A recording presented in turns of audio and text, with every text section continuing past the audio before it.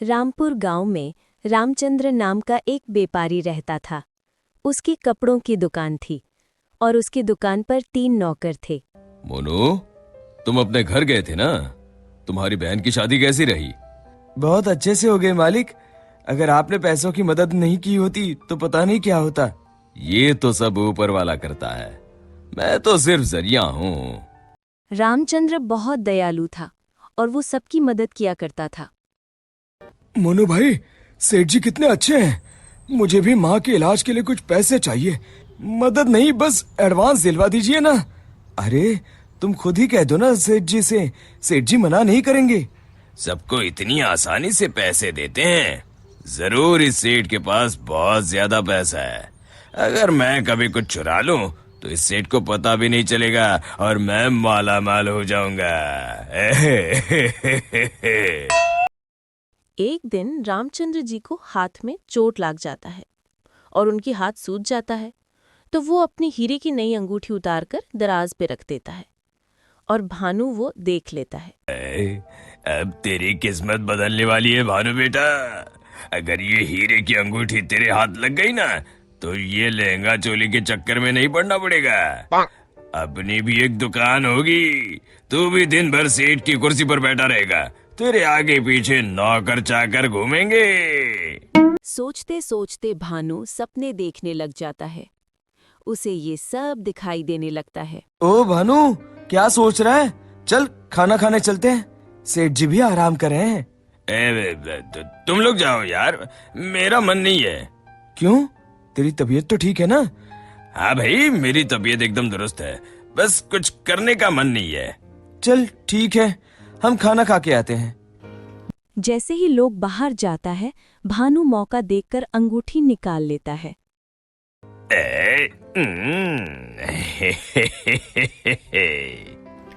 शाम की समय। आज का हिसाब खत्म करो बच्चों, अब दुकान बंद करने का समय हो गया है। जब वो दराज खोलते हैं, अरे ये क्या, मेरी अंगूठी कहाँ गई? मोनू, भानु, भोला, तुम लोगों ने मेरी हीरे की अंगूठी कहीं देखी है क्या? कौन सी अंगूठी मालिक? क्या हुआ मालिक? अब कुछ नहीं, अब कल सुबह मिलते हैं। रामचंद्र रात भर सोचते रहते हैं। अगली सुबह। आज दुकान को दुल्हन की तरह सजाओ, हर आने जाने वाले का मुंह मीठा करवाओ, आज बड़ी खुशी का दिन है। ऐसी क्या बात है सेठ जी?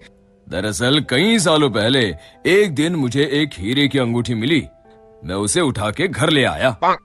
उसी रात मुझे सपने में आकर एक बाबा ने श्राप दिया कि तूने पैसों के लालच में जो अंगूठी उठाई है, अब वही तेरा नुकसान करवाएगी।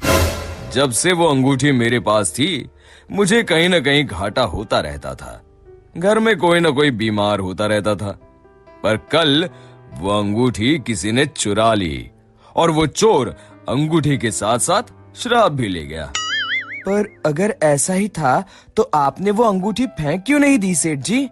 अरे बाबा जी ने कहा था कि न मैं उसे फेंक सकता हूँ, ना ही किसी को दे सकता हूँ।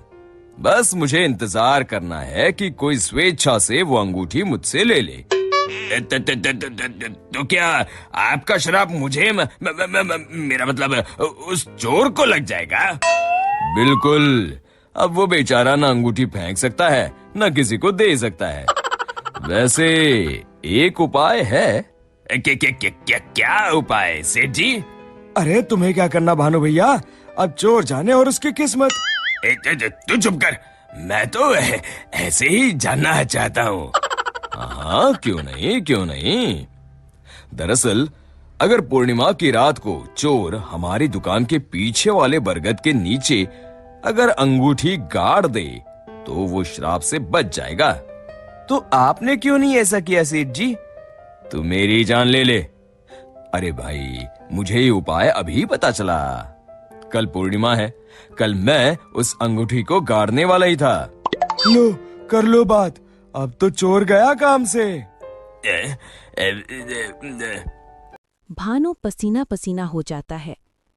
रामचंद्र अगली रात बरगद के पीछे चुपकर बैठ जाते हैं। तभी उन्हें एक परसाई आते हुए देखते हैं। जैसे ही वो परसाई पेड़ के नजदीक आकर गड्ढा खोदने लगते हैं, रामचंद्र जी सामने आ जाते हैं।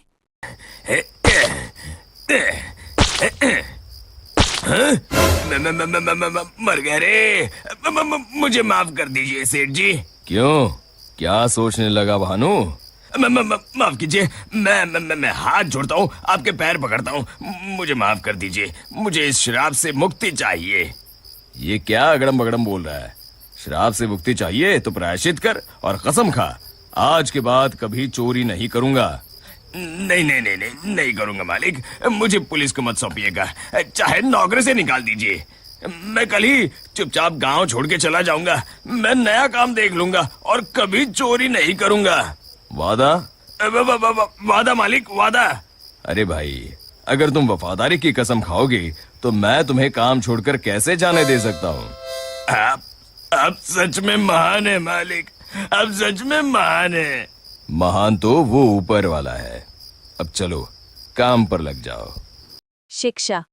अगर किसी को अपनी गलती का एहसास हो जाए तो उसे माफ कर देना चाहिए।